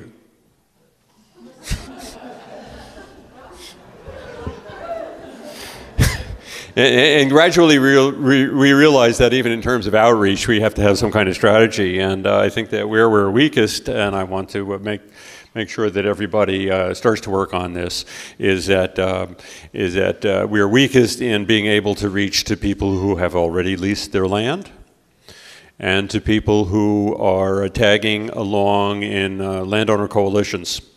No matter what a good job we do in talking to environmentalists and people who are interested in their economic interests in keeping our land clean and pure, there are a lot of leases out there, and there are people that are convinced or believe that they just have to stay quiet and accept the royalties that come in.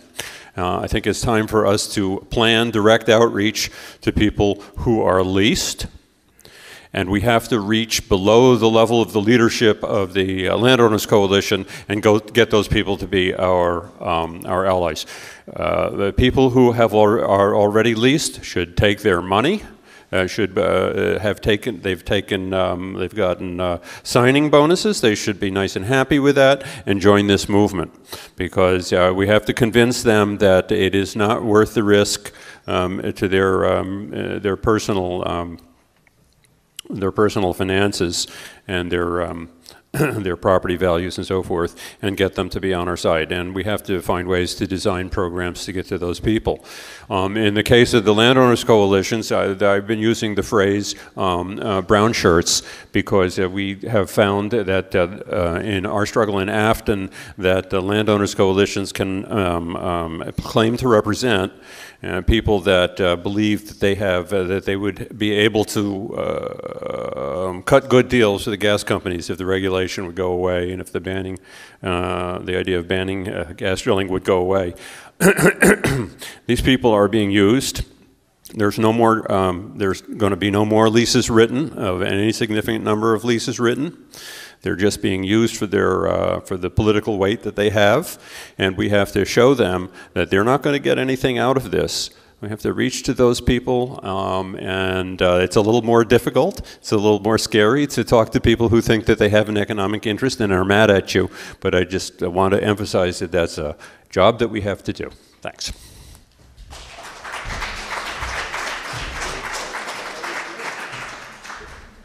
Hi, my name is Laura Scheinkoff. I live in Brooklyn, New York, and I work with a number of different groups, and I'm really excited to see a lot of you again.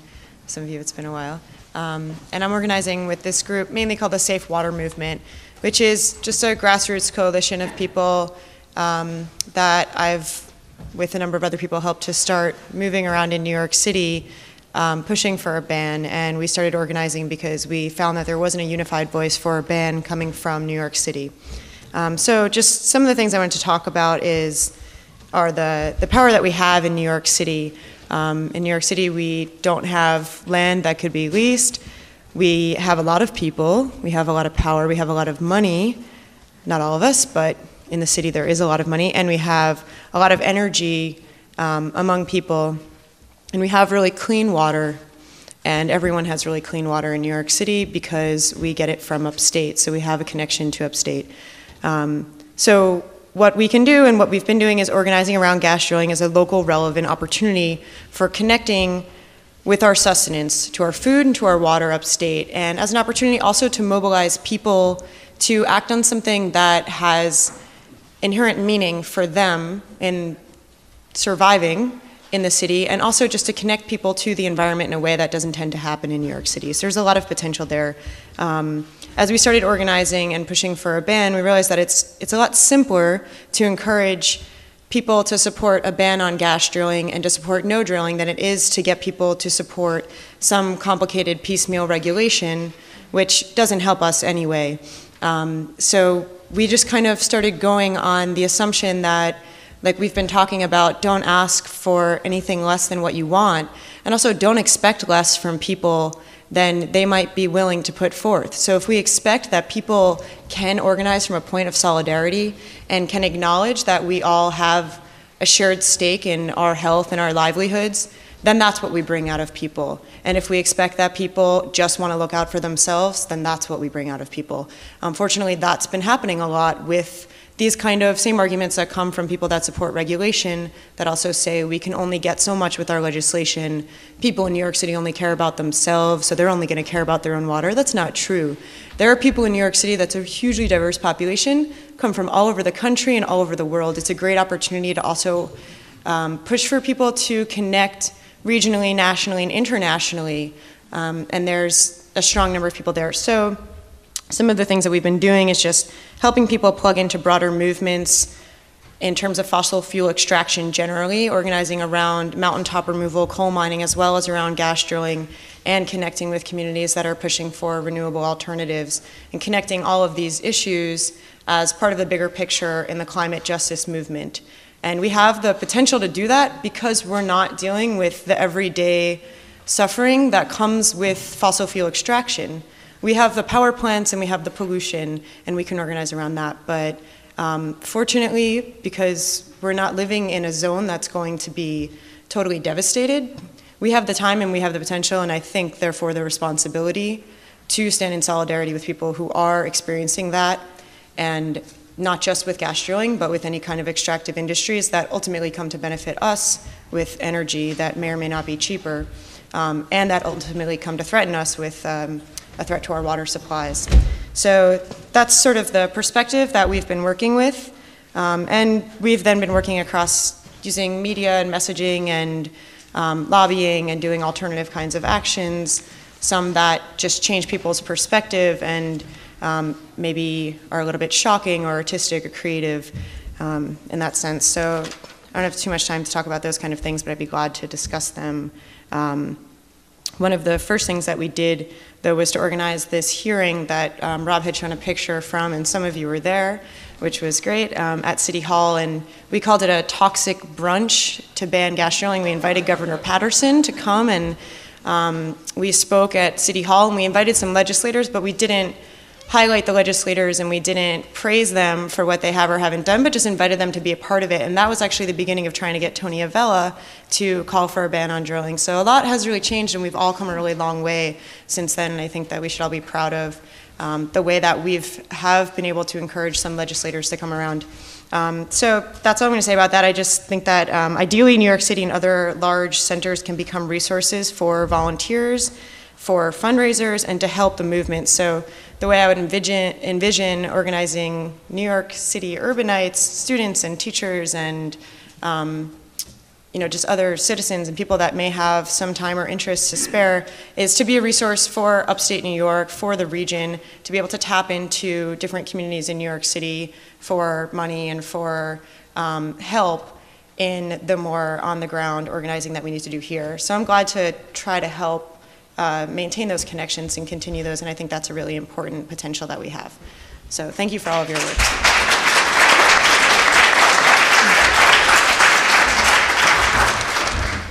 Hi. Okay. A little closer. Okay, hi. I'm Luann Cosma. I'm from Michigan. Greetings from fracking country. We really do have fracking going on right now in Michigan. We've got 2 horizontal hydrofracking wells operating, and 5 more that have been permitted, 10 more that are pending, and we don't know how many more are really in their hands right now. We have 719 injection wells currently operating, because we also have a long-standing, decades-old gas and oil industry in the state, in northern Michigan. I'd like to just stand up at that mic for a minute to show you where.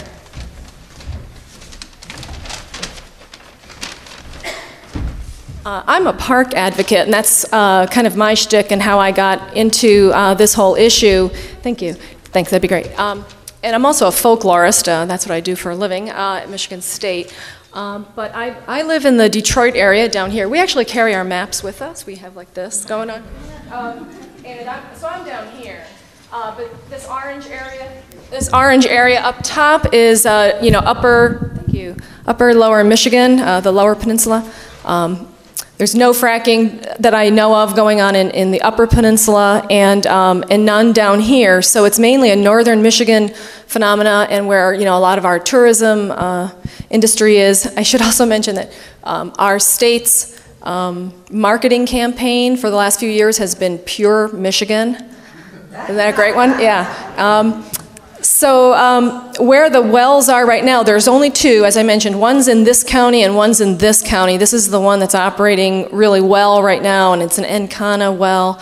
I believe this one is too. That one's found oil. And then the next spur of them are in these two counties over here. Thanks, that really helps.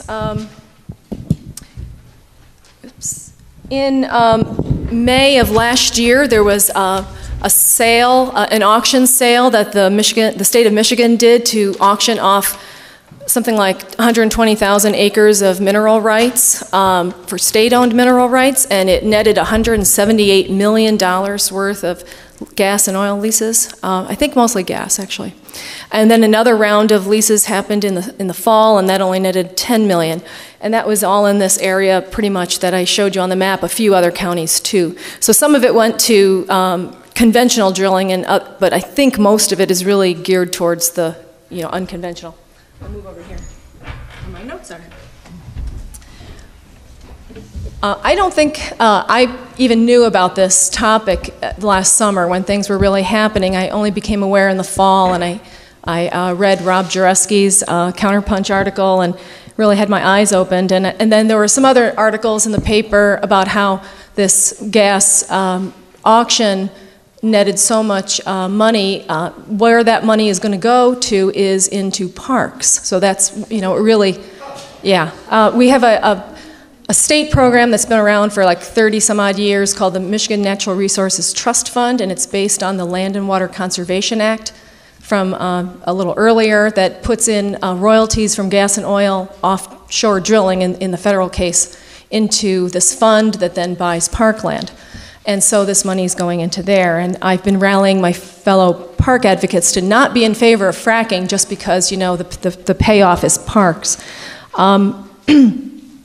So then I became aware that there was this letter, a sign-on letter by a watershed council that's located up in Upper Michigan here called Tip of the Mitt Watershed Council. And 34 organizations, mostly environmental groups, but also like lake associations and other groups like that, signed on to this letter to our state DNR, Department of Natural Resources, asking for a handful of regulations against fracking. And I looked at it and went, oh, wow, this is just so horrible. Why aren't they asking to stop it? And so there was a meeting in December of some of these groups, and my dear friend who lives up there attended, and several other people were in attendance that were also not really in favor of fracking. Well, none of them were in favor of fracking, but they liked this regulation mode. And someone said, well, why aren't we asking for a moratorium? So from that meeting in December of just last year, remember the leases have already happened last spring, and the permits have happened, and the wells are already in, and now we're just coming into opposing it. So from that meeting, 5 minutes, thanks. A group of us formed in Upper Michigan. We called it Don't Frack Michigan. Very quickly, we had talked to Ben Price, and he advised us, don't go for a moratorium, go for a ban. So thank you for that. We really, really got our heads together on that idea. We quickly got a website. We have a Don't Frack Michigan, bumper sticker, and then we got started. So, because I live so far away, I don't attend very many of the meetings. Another few things about Michigan is we do have a preemption law too. We have introduced, one person has introduced a ordinance in Hayes Township, just one township. Michigan also has more private water wells than I believe any other state, because I've read about how Pennsylvania was saying only one other state has more private wells than us, and it's Michigan. So, and I've seen that a couple other times. So we also have a petition. We based it on NIRAD's petition and altered it a bit, so we're doing it the old-fashioned way in person. We've been getting a really good response to it so far. We're gauging that, this is going to be something that we can determine if people really are with us or not. And we also have the power of referendum in our state. So that really can change things, but we're kind of using this as, a potential way to get there. I mean, obviously this is not something we can turn in. We only would have 2 months to collect possibly as many as 600,000 signatures. I don't think that's possible. We're talking to the medical marijuana folks that just successfully got a ballot initiative, not only on the ballot but passed last fall, so we're going to see how they did it. I understand it took them $1 million. We've also taken on the DNR in a couple of public settings, the head of the oil and gas permitting agency. And what we've also are trying to come to terms with are all these other pro-regulation groups, other so-called environmental groups in our state that have not come out for a ban and instead are very much in favor of just pure regulation. And in fact, I'd like to point out 2 showings, actually 3 showings of Gasland that have taken place in the state, one in Grand Rapids, Michigan, and one in Ann Arbor, Michigan. I attended the one in Ann Arbor, and it was hosted by Clean Water Action, and we determined that they're using the same mode of showing the movie with having a question and answer session at the end with 3 panelists, and one is the head of oil and gas wells, Hal Fitch, and the other one is usually a geologist from the local university, and then a regulations lawyer that is hired by the Clean Water Action organization. And they all get up there, all 3 of them, and say, Michigan is in good hands. Nothing is going to happen here like in those other states.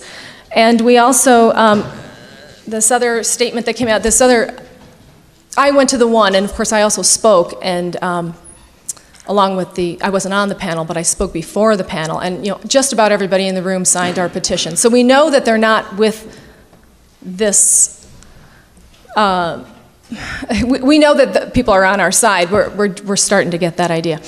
There was this organization or this newsletter called Midwest Energy News that was brought to our attention, and this is an interesting thing that was in this article. It says, as one of the last states to join the natural gas hydraulic fracturing fray, Michigan might be one of the first to create a regulatory climate that pleases both regulators and water protection groups, avoiding drilling bans, moratoriums, and hopefully water pollution disasters. And this is titled Fracking Controversies Skip Michigan, for now.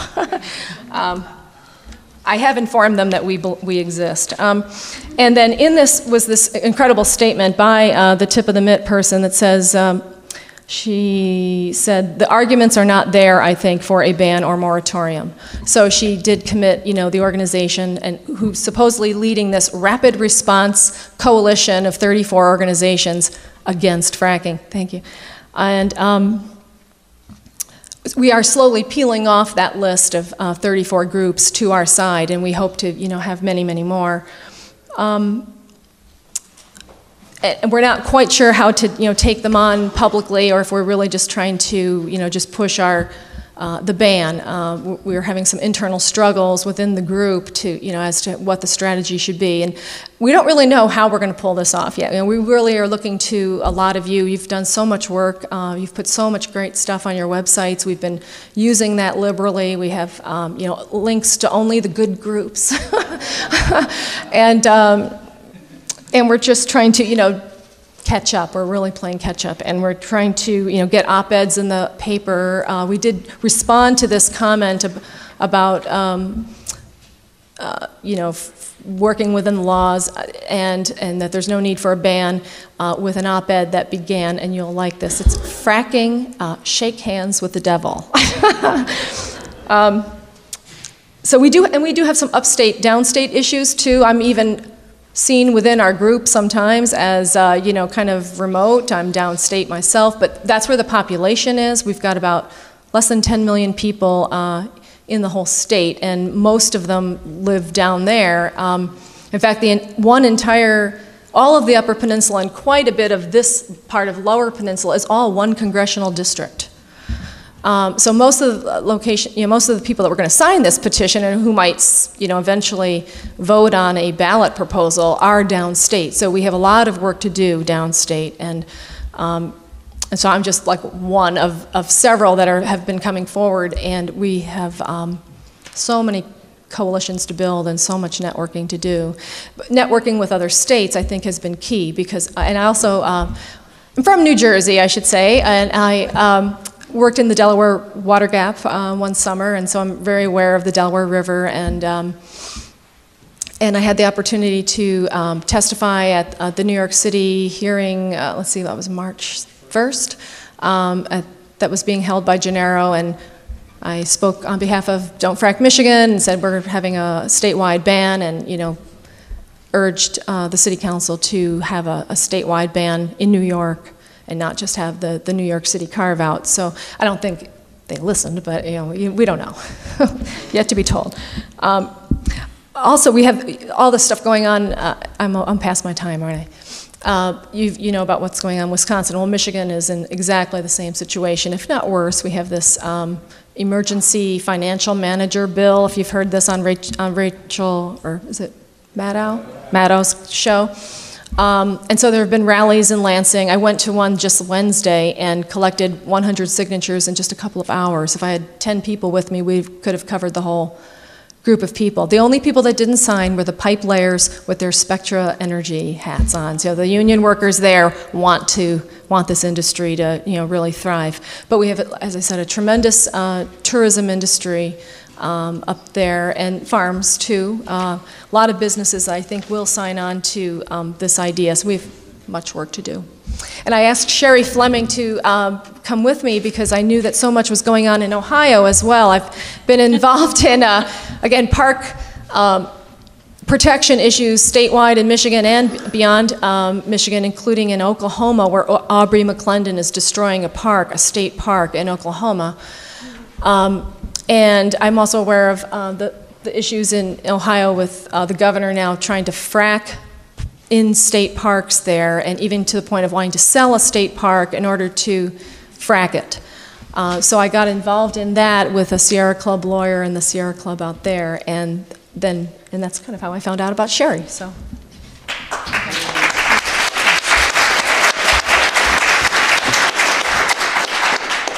Hi.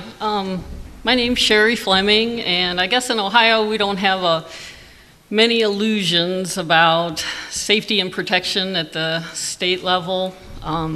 Fracking's being viewed as kind of the solution to our economic woes. Our new governor, John Kasich, made the comment that either get on the bus or we're going to run you over. So really in Ohio there hasn't been this is really a recent thing to form an organized effort. In fact, February 15th was the first time that anything was really done on a more broad level. There is a group known as NEOGAP. It's the, Network for Oil and Gas Accountability and Protection that has been very active in Northeast Ohio, that has done a lot of work, but they haven't gotten much support until this year. And the February 15th call was more of a statewide strategy, and what came out of that was a push for a moratorium. But there was, the people at the grassroots level were very concerned that there be no benchmarks put in the moratorium, and that this would be something that would give us some breathing room to put a ban into effect. So surprisingly, because the Ohio Environmental Council and the Center for Health, Environment, and Justice were the ones that were organizing this statewide effort. And then on another level, we're working more with the grassroots, and it involves NEOGAP, the Ohio Student Environmental Coalition, and I'm involved with a group called the Ohio Alliance for People and Environment. And what we're trying to do is organize regional level meetings where we can bring people in at the grassroots to work on a more local strategy. And because Northeast Ohio has been much more involved with this issue, they're taking the lead on this. They have a regional meeting planned for April 30th in the Canton, Ohio area. And they're hoping to pull in people. Our goal is to get 5 people from each of 20-some counties that we've designated as Northeast Ohio, and hopefully to use this as a template to move on into the other regions. Right now, it's basically the fracking issue is a real concern in Northeast and Southeast Ohio, and some in Southwest Ohio around the Dayton area. 3 goals that are identified that are going to be kind of focused on at this regional meeting are, first of all, to try and educate your neighbors to keep as many people as possible from signing leases. And then also a second strategy is working on ordinances or resolutions to say no to fracking. And there's also a brief been written up that they feel that there's some vagueness over the possibility of still having zoning authority. In 2004, there was some legislation passed in the state which supposedly preempted zoning, and they feel that there could be some legal wiggle room there to challenge that. And right now, that's kind of where we're at, and kind of working frantically to get this April 30th meeting together and bring people in. And we just really feel like right now it's got to come from the grassroots and move its way up. And if you want to find out anything, I would say if you Google NeoGap would be your best to find out what's going on in Ohio, because they're the most on top of things with the oil and gas drilling. And I really appreciate this opportunity to learn all this from everybody, because like I said, 2 months that we've gotten any experience with this, so it's really been great to hear everyone. Thank you.